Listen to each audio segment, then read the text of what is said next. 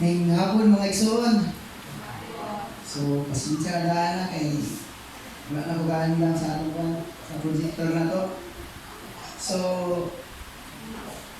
So ang ikaunang makulong sa Diyos is, it is finished. So, ilan nato na yung bigayan sa igsoon.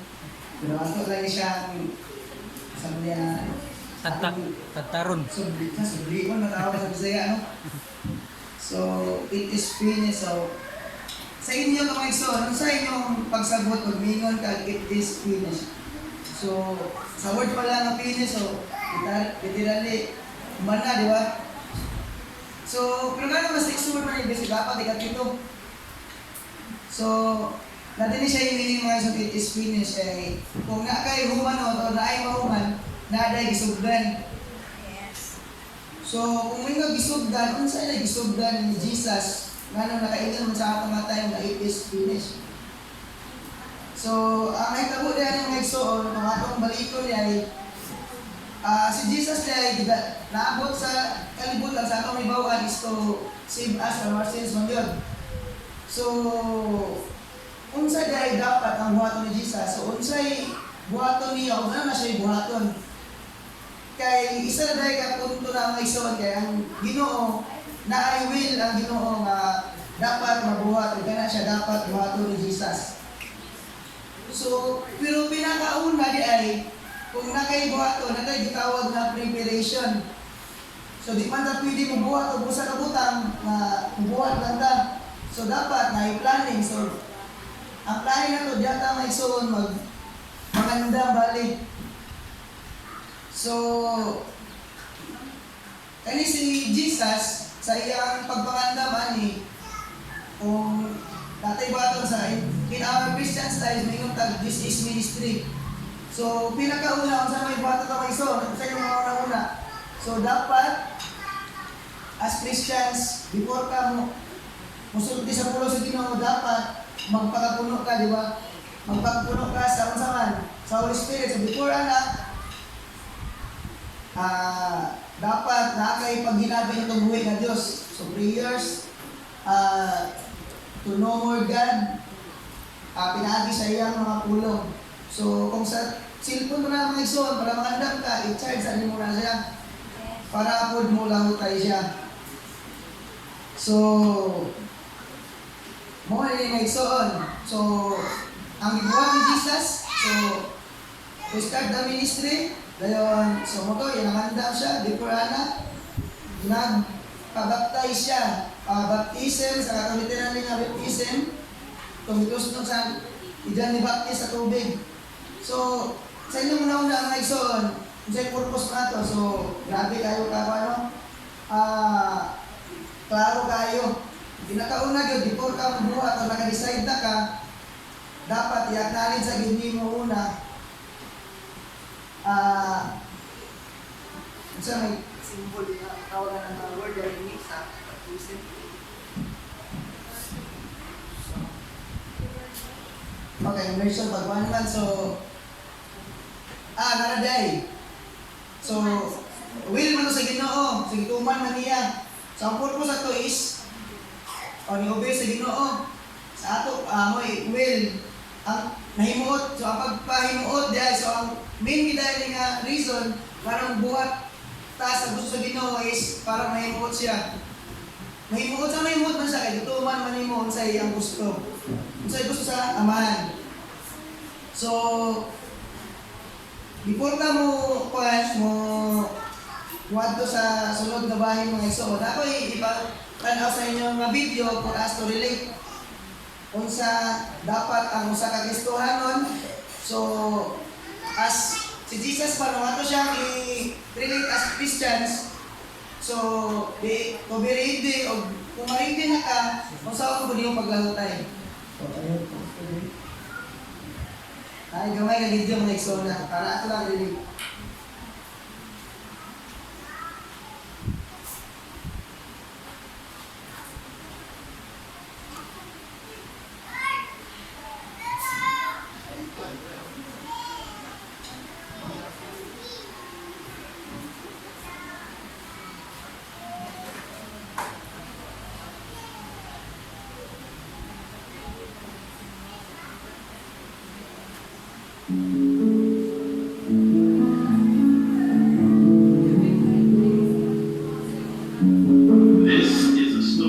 of an eagle.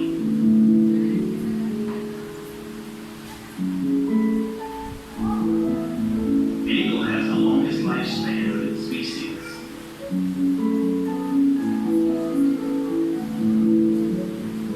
It can live up to 70 years.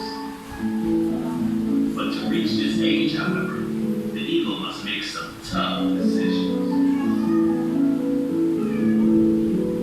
In its 40th year, its long, flexible talons can no longer grab prey or serve as food.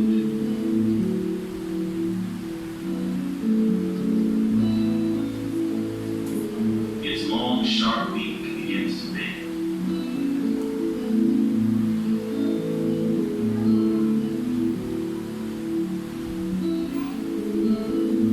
Its old, aged, and heavy wings, their thick feathers, stick to their chest and make it difficult to fly. Then the eagle is left with only two options: die or go through the painful process of change. The process requires that the eagle fly to the mountaintop and sit on its nest. There it knocks its beak against a rock until it plucks it out. Then the eagle will wait for a new wing to grow before it plucks out the talons. When the new talons grow back, the eagle starts plucking its thick, heavy feathers.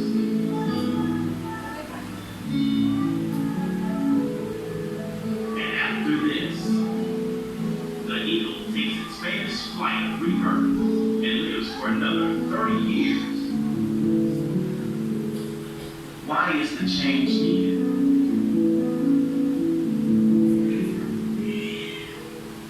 To survive and live. We too have to start the change process. We also have to pluck our unpleasant memories, negative habits, and fixed mindset. Only free from the past burdens can we take advantage of the present. Let's soar again.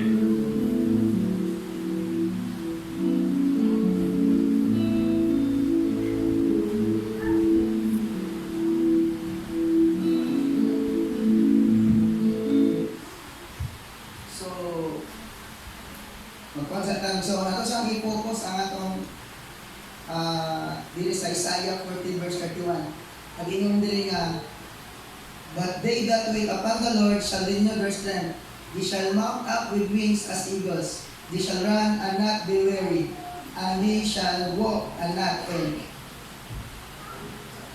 So, Ginoo Diyos, salamat sa kamo. Mag-acknowledge mo, Lord God. Ikaw ang Diyos na lamanan o I'm not the one to speak this o God, but kita hindi sa inyo You're the source of Ginoo and sa mas kami, Lord God. Ikaw lang ang sintro, Ginoo Diyos. Sa Jesus name. So mga igsoon, atong ipakutahan na kung sa atong time, kung sa kayo mahimong sikreto ni Jesus. So, why he come out, na nakaingon siya, it is finished. So, as he starts sa ministry niya, so, di ba, kung buto na naon si Jesus, naging sa iyang own na decisions.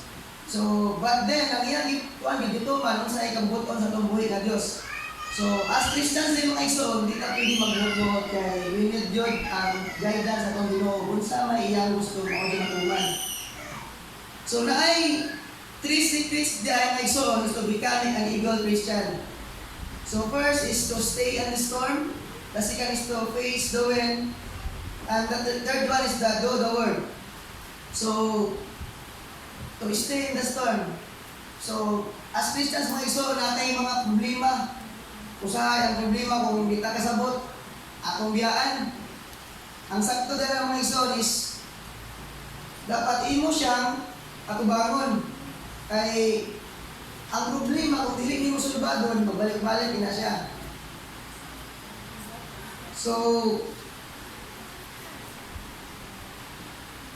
we can reach the highest flight during the most violent storms. So, nakoy pangutana ng iso kung kung ang batasan sa Eagle, di ba, kung ningon kag diri sa storms na part is grabe kayo kalisod. Kapag ano iyaman dyan to soar high yung siya. Kaya ano mga iso, di ba, sa luyuan ng panganod or sa taas ng panganod is haruhay na siya. So, as Christians po, dapat gid ay ato siya katubangon, musukol ta for us, di na to siya daogon, na sukal na to siya, apan musurahay kita. Kaya ang sakto dahil na kadaugan mga isoon is, kanabi tawag hapsay ang imong hula. Kung imo nang biyaan, so struggle yung pangana, so pildi ka po mga isoon. So kung walang nauna, pildi na ka. So, face the wind. So, sa face the wind mga isoon, kaning mga kung literally magiging kami isoon, ang hangin kusgan ang yun. So, as Christians mga isoon, dili na dayon ang atong gitawag na courage. So, clear thinking, strength, mental effort, o discipline. So, sa college, so, kung imo siyang i-practice sa imong kaisog, so, dili mo na mahimong makaalog ka isog, dili, babaging ka. Kung ang puthaw, aron siya mahait, imo siyang sunod-sunod bayo para maabot sa punto nga dito sa iya ang pinakatsada na quality. Then, ang batasan naman sa Eagle mga igsoon is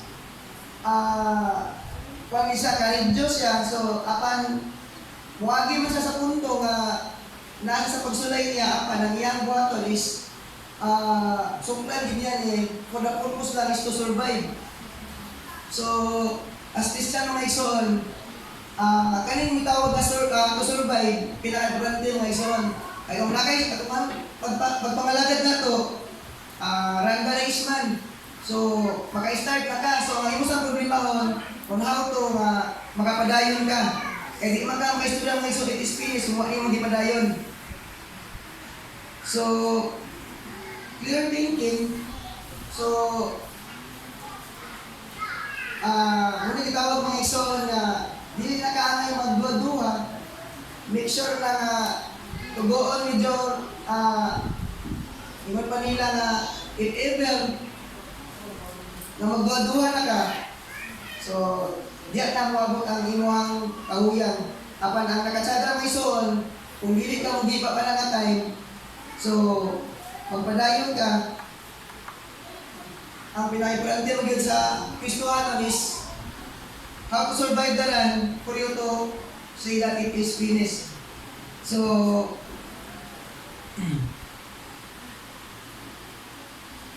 so nanakay strength tayo, tugoon, mental effort. So, ang kalibutan ng mga igsoon, kung nakasama pa una-una mga igsoon nga, nagbaliwala lang nimo, so yun as Christians mo, we need to eat, natin mga effort mga igsoon, kay dili basta-basta ang magkinabuhi, kay pili rin kami yun yan. Apoy na. Pero kung nakasala sa mga gusto ng mga igsoon is, as long as muhamid ka sa Ginoo, or imong sundon yun, doon sa will sa Ginoo, then walay rason na mundang ka. So, as the time na yun, muna ka tayo nga, ang imong disiplina sa imong kagalingon, na yun, kung wakay disiplina man po, mabitso din ka, o mabili kayo ka, di ba? Then, ang ikatulong mga igsoon, do the word. So, kung saan do the word mga igsoon? So, allow God to feed you first. So, first thing yun, atong buhaton mga igsoon, ang ato magduduburan sa ato ang kinabuhi is ang ginuuman. Then, for us to go on, so, dapat mabuhi. Kung ang tao sa physical, para mabuhi ka, so mukhaon ka o mga pagkaon. So, allow God to feed you first. So, from the Word of God, di ba? So, di ba, sa gingon man ito si Jesus, wala siya nagbuot sa iyahan, as do kaya akong i-follow sa email sa Ginoo. So, moto, nangandam siya, nag-prepare. So as Christians po, mag-prepare ka, pinagi po. So pinagi sa magpapit ka sa pulong sa Diyos. Then, learn your first flight after. So ang mga idol na mga igsoon, before sila mahimong mabalisay sa ilang pagalingkon, sa ilang as idol yun, umagay mo sa bata mga igsoon. So ako na ang kaning idol, so ang kaning mga bibi idol, yan siya ginasulayan, sige nahulog pa na niya for this bibi idol na maka-practice. Kaya kung dili po ka mo, ibutan na to, pwede na gud ka mo, pwede na ka yung practice, pero ang Ginoo mo yung igsoon, ang malasan sa igol mga God, iyagin ka yung pirme, hantod. Kung dili man galing lupad, yung sa lubon, ibalik na po niya sa ato pa. As Christian po, doon kaning kamo, na makaibalod ka o sa imong kaugalingon ni mga pamagi, makaibalo ka. Kaya ang Ginoo, naaman always, but then you have also the tawag na natay part. So, buhatan pa din mo ang part. So, then, grow on your experience gradually. So, ang kalibutan ng itong igsoon, kung sa pagkaibalo, dili man diretso ni mamabawaan. So, hinay-hinay, kaya kaibalo, dili diretso ni mamabawaan. So, it takes process yun. Ang nakatsada lang na igsoon, sa word na gradually, sa ito pa, hinay-hinay, ang hinay-hinay, muda ko. So, di ko pwede ang kahoy, yung diretso, muda ko. Mukagay sa gliso, muturok, manalingsing, at mahimo mo siyang kaaway na mahimo magmalikod. So, wala ka siya, simple lang kayo nga sa kaning word ni Jesus na it is finished. So, first, so before you start, dapat mangandam ka. Then, buhaton yung mga pulong sa, buhaton yung mga unsoy will sa amahan. Pahimot siya. Then, alam ko last nga, ang conclusion lang mga igsoon, sa atong kita din lang, ang kaning igol ay nasa two choices. So, a Christian, nasa two choices ay kinabuhi. So, it's either to give up niya, anday, and soar high, wait for the new strength.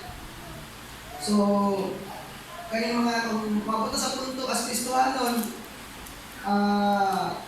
nagluya na ka, so yung muna-una, kaapoy na, kaya nagpadala ka, so give up na lang ka, then, mamatay sa ato pa, kung ano yung muna, di ka makaistorya o is finished kayo, because as what I said earlier nga, to see it is finished because nakagisugdan, yung pagsugod din mo, nilautay ka, so, it's a matter of to endure. Kaya ang dagat sa lumba sa akin na buwan mga isong di, ano siya yung nga, online, kung dili, paglahut, kung saan paglahutay. Amen. So, don't just give up and die, but soar high and wait for the new strength na para makaingon ka sa itong buhay ka sa amahan na it is finished. So, dito lang na isang, not na yun sa